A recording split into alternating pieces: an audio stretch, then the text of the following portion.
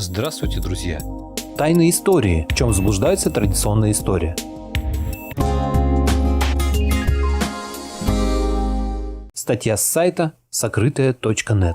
Если отправиться в прошлое, можно столкнуться с совершенно иным миром, абсолютно не схожим с нашими представлениями. Благодаря бесчисленным книгам, фильмам и средней паршивости телешоу у нас в головах сложился довольно устойчивый образ древнего мира. Тоги, пиршества, гладиаторские бои – все довольно стандартно. Но если мы отправимся в прошлое, то можем столкнуться с совершенно иным миром, абсолютно не схожим с нашими представлениями. А все, что нам показывают на голубых экранах, может быть весьма далеким от истины. Начнем с периода, когда на Земле водились динозавры, и в том числе бронтозавры. Они стали известны с 1903 года, когда Отниел Марш не смог идентифицировать кости ранее обнаруженного апатозавра. Благодаря этой ошибке, а еще Стивену Спилбергу, целое поколение поклонников динозавров приходит в восторг от слова бронтозавр и очаровано динозавром, который никогда не существовал. По крайней мере, его не существовало вплоть до апреля 2015 года, когда ученые решили, что бронтозавр все-таки когда-то ходил по планете. В докладе на 300 страниц ученые из Нового университета Лиссабона проанализировали в Норвегии более 81 различных костей ящеров и сделали вывод, что можно выделить части скелета бронтозавра как отдельной разновидности. И хотя он очень похож на апатозавра, у него немного более узкая и высокая шея. Этой разницы было достаточно для ученых, чтобы выделить 3 отдельных разновидности в пределах рода бронтозавр. Они даже отметили, что многие останки апатозавров, выставленные в музеях, в том числе и в Американском музее естественной истории, должны быть изучены заново и, возможно, переклассифицированы и признаны другим видом. Перейдем к более поздним временам, когда жили неандертальцы. Считается, что они умом отнюдь не блистали. Более того, слово «неандерталец» для нас – синоним слова «идиот». Напоминание, что прежде чем человек стал главным вершителем судеб на планете, он сначала должен был истребить своих более глупых предков. А изображение неандертальца – это классический образ ледникового периода. Но эти представления не совсем точны. Есть сведения, доказывающие, что наши далекие предки были настолько же умны, как и мы. В 2014 году исследователи выяснили, что неандертальцы в Северной Европе охотились на мамонтов и бизонов в глубоких ущельях. Такая сложная в материально-техническом плане операция требовала развитого сотрудничества между участниками и способности к планированию. Также было найдено немало доказательств того, что орудия неандертальцев были довольно сложными, и все они создавались с помощью костей, камней и самодельного клея. Обнаружены также признаки неандертальской культуры. Археологи нашли украшения и пигменты для разрисовки тела, которые, возможно, были нужны для проведения сложных ритуалов. В Гибралтаре даже есть пещера, сохранившая образцы неандертальского искусства. С более поздним временем тоже связано много заблуждений. Считается, что в Древнем Египте было много рабов из Иудеи. В том, что это не так, нам поможет разобраться одна из самых известных и ранних библейских историй – легенда об Исходе. После нескольких веков рабства евреям удалось наконец сбежать с помощью 10 казней египетских. И хотя лишь единицы сегодня считают эту историю правдой, логично предположить, что некоторые основания она все-таки под собой имеет. Если перенестись назад на 4000 лет, мы увидим множество евреев, блуждающих по Синайской пустыне. Верно? А вот археологические данные говорят о другом. Исследователи не обнаружили ни одного доказательства того, что 600 тысяч еврейских семей много лет провели в пустыне. Да они и не выжили бы там.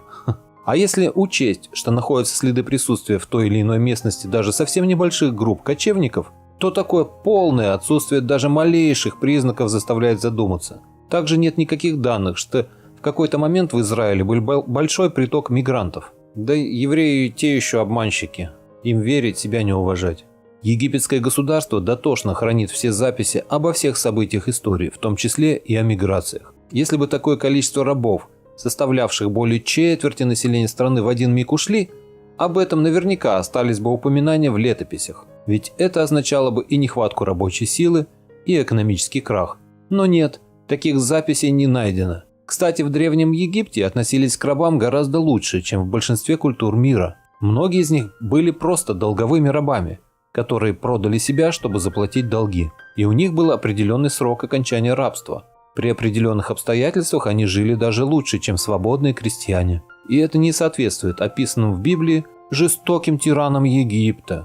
Как обычно, Библия полна вранья. Относительно древних римлян тоже масса заблуждений. Мол, наряду со склонностью к жестокости, они известны своей любовью к празднествам и обжорствам до тошноты. Римские празднества мы представляем с горами еды и реками вина. Опять же, благодаря американскому кинематографу. На самом же деле, римское государство во многом препятствовало своим гражданам в деле получения удовольствия. На протяжении всей истории империи вводились десятки законов, направленных на ограничение суммы денег, которые частные лица могли потратить на развлечения. В 81 году до нашей эры Луций Корнелий Сулла принял закон, серьезно ограничивающий траты на веселое времяпровождение. Несколько лет спустя был введен другой закон, предписывающий количество и виды блюд, которые могли быть на столах. Иные акты могли ограничивать все, от максимальной суммы расходов на банкет до запретов людям есть в чужих домах. А так как эти законы далеко не всегда соблюдались, наказания за нарушения могли быть очень жестокими. При Юлии Цезаре солдаты разгоняли пиршества и строго следили за расходами населения на рынках. Только после Нерона эти законы были упразднены, и граждане могли удовлетворить свои аппетиты. Еще одно заблуждение, связанное с Древним Римом, касается того, что в этой империи преследовалось лишь христианство. Этому заблуждению способствовал один из мифов об основании христианства. Речь идет о первых мучениках, преследуемых римлянами. Предпочитающие умереть, но не отказаться от своего бога, неназванные жертвы стали примером будущим христианам. И все же есть часть истории, о которой не рассказывается в учебниках. Ну да, конечно, она же невыгодна евреям. Христиан преследовали не более чем представители других религий. Так же, как Нерон смертельно ненавидел христиан, другие правители ненавидели иные культы. В 186 году до нашей эры Сенат принял закон о запрете культа Вакха, новой религии, основанной на почитании Диониса. Так же, как впоследствии на христиан, на последователей культа Вакха клеветали, изображали их еретиками и врагами государства. Они жестоко угнетались, их подвергали пыткам и убивали. И они были не единственными. Позже гонениям подвергались друиды, иудеи, был даже такой период, когда на время прекратились преследования христиан. Вместо них жертвами стали последователи иных культов.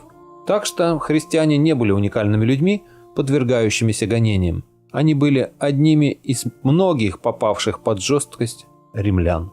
Очень много заблуждений относительно Стоунхеджа. Считается, что древний каменный круг в сердце сельской части Англии находится на пустынном месте, окруженный ореолом тайны и загадочности. Но это, скорее всего, не так.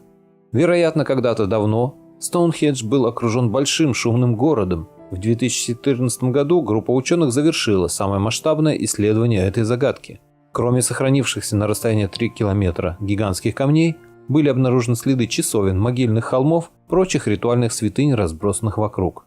Остались даже следы близлежащих населенных пунктов, где, вероятно, обитало довольно много жителей. Так что можно предположить, что древний Стоунхендж был весьма оживленным местом, которое постоянно развивалось. И еще одно заблуждение относительно Великобритании. Считается, что темнокожие граждане появились там лишь в прошлом веке. Однако это не так. Они живут там минимум 1800 лет. Ну вот это я считаю вранье.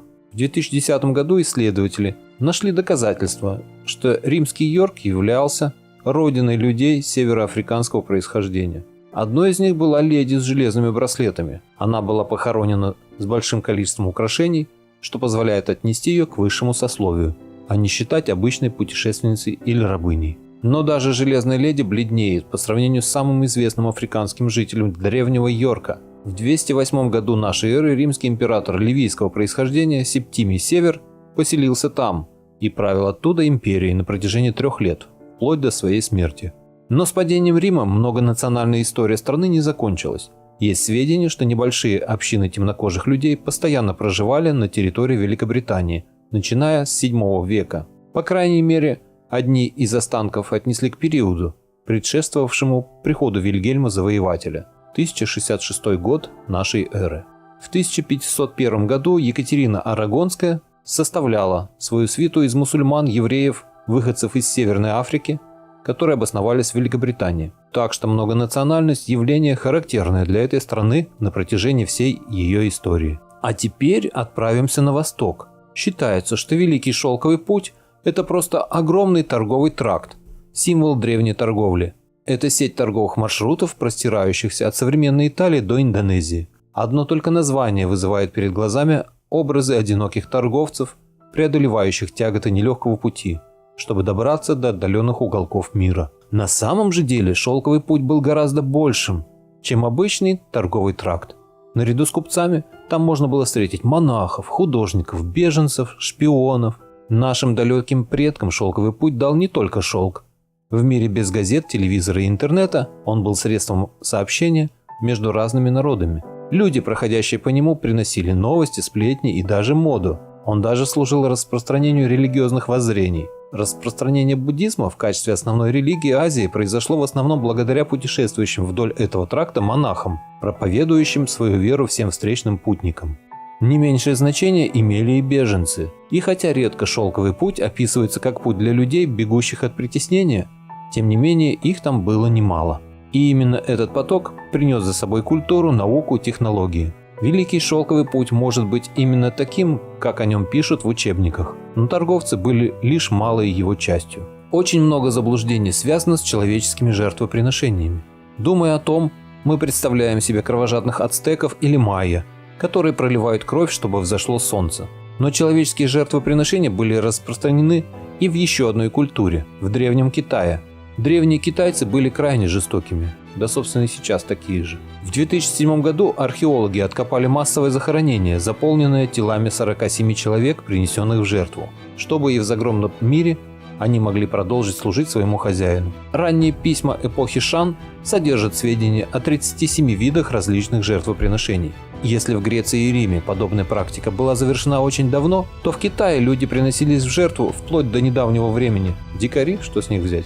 Еще во времена династии Мин супруги императора уходили в загробный мир вместе с умершими правителями. Китайское общество убивало людей в религиозных целях даже во времена плавания Мейфлауэра. Спасибо, что слушали эту статью вместе со мной. Напишите, что вы думаете по этому поводу в комментариях. До встречи в следующем видео.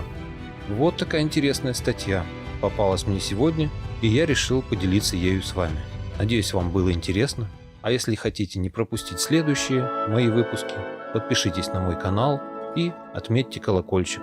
Всем спасибо за внимание. Буду рад вас видеть на своем канале снова.